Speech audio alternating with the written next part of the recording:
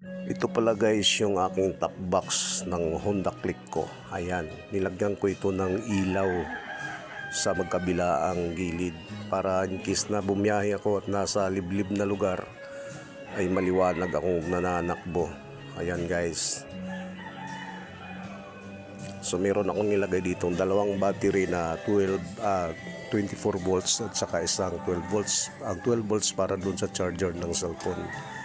So ayan, meron pa akong inilagay ditong outlet sa gilid ng top box na pwede nating saksakan ng ilaw nang sa ganun na hihilain natin yung wire. Emergency lang, limbawa burnout sa bahay natin or yan, mapapakinabangan natin siya ng maayos dahil sa device. Sa mga nais na magtatanong at gustong gumawa ng ganito, message na lang dito sa baba nating video, pag-comment na lang.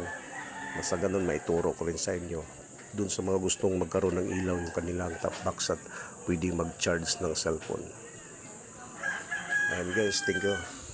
Naka-double lock yan kasi meron tayong mga mahalagang